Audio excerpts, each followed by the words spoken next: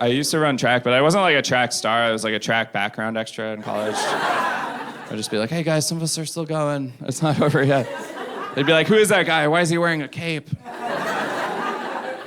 And the coach would recruit people. He'd be like, you'd be great at javelin or sprinting. And then he saw me, he's like, you'd be great at spreadsheets.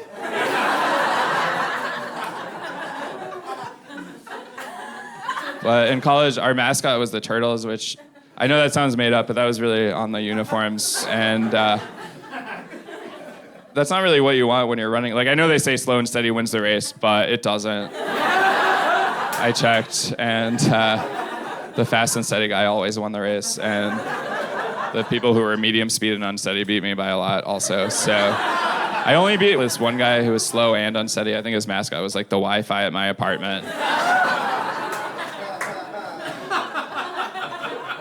But I had my first serious relationship in college. It was really awkward because she had a lot more experience. Like one time she was like, hey, how many girls have you kissed? I said 1. She's like, really? Just one other person besides me? I'm like, actually less than that. Just take everything we've done and subtract that. I was like, why? How about you? She's like, I don't like to talk about it. Sometimes I get drunk and it just happens. And I'm like, that's crazy. Like, I get drunk too, but that doesn't happen. Things just happen, but it's like I lose my wallet, and that's not as exciting. But I was really conflicted about having sex the first time because my parents' sex talk growing up was just like, don't have sex until you're married. And in high school, I was like, done. Like, it's been pretty easy so far.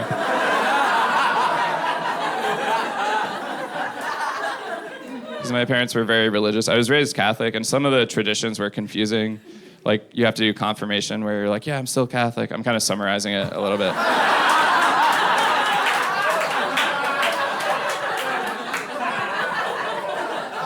But, you know, confirmation is important if you want to become Catholic or if you want to order something on Amazon.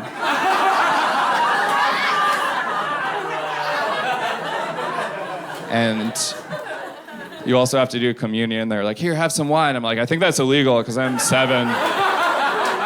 They're like, no, it's okay. It turns into Jesus' blood. I'm like, oh, that sounds a lot worse. I could handle AA maybe. I don't know if I'm ready to become a vampire.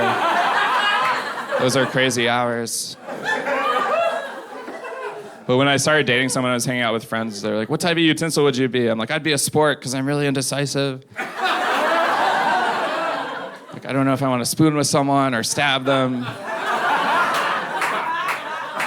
And then the person I was dating texted me. She's like, hey, my roommates are gone. Do you want to come over and play? I was like, oh, maybe she wants to do Risk or something. But that's like 4 to 6 players, so that doesn't make sense. And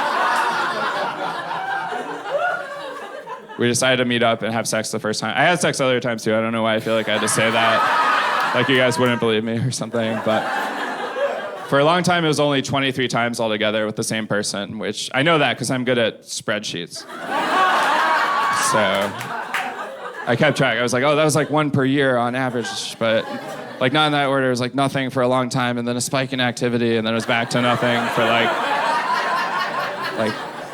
4 years, 3 months, and 2.5 days, or something like that. I don't know.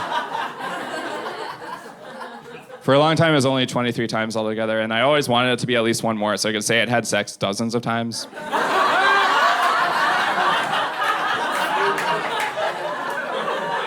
So that's my math joke for the night.